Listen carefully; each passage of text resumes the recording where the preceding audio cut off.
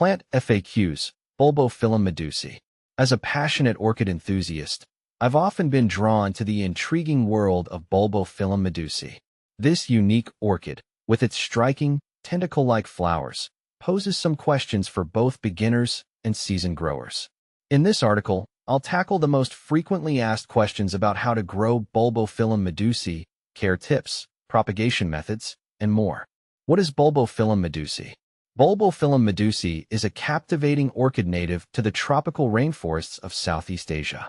Known for its distinctive flowers that resemble jellyfish or octopuses, this plant adds an exotic touch to any collection. Its unique morphology and growth habits make it a favorite among orchid lovers. How to grow Bulbophyllum Medusae. Growing Bulbophyllum Medusae can be a rewarding experience if you understand its needs. Here are some essential tips. Light requirements. These orchids thrive in bright, indirect sunlight. Direct sunlight can scorch their leaves, so finding a balance is crucial. Temperature.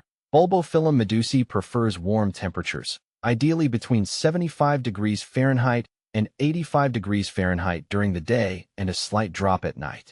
Keeping the humidity high, around 60% or more, is also beneficial. Watering is vital. I find that allowing the potting medium to dry slightly between waterings helps prevent root rot. Use rainwater or distilled water if possible, as they are gentler on the plant.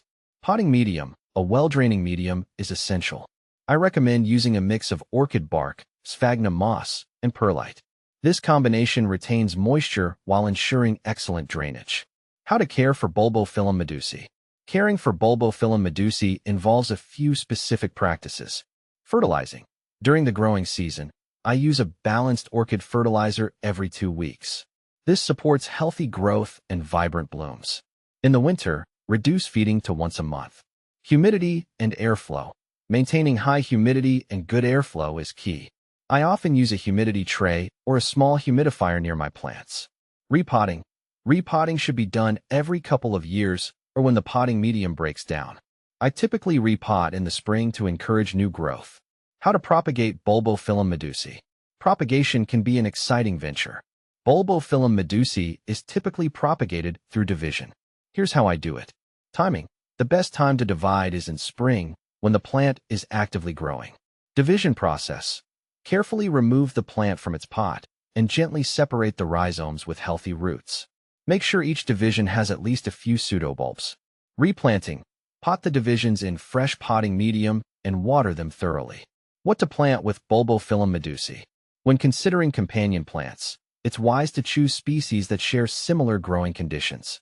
Some excellent choices include other orchids, other Bulbophyllum species, or even Phalaenopsis orchids can thrive together.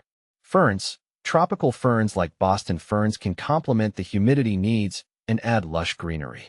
Can you grow Bulbophyllum Medusae indoors? Absolutely. Bulbophyllum Medusae can be successfully grown indoors, provided you can replicate its natural environment. Ensure you have a well-lit space, maintain humidity, and provide the right temperature.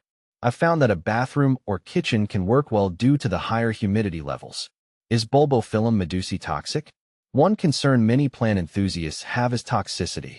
Thankfully, Bulbophyllum Medusae is non-toxic to pets and humans. This makes it a safe choice for households with curious pets or children. What are the benefits of growing Bulbophyllum Medusae? Growing Bulbophyllum Medusae offers several benefits. Aesthetic appeal. Its unique flowers are a conversation starter and can enhance any indoor or outdoor space. Air purification. Like many plants, it contributes to improving indoor air quality. Stress relief.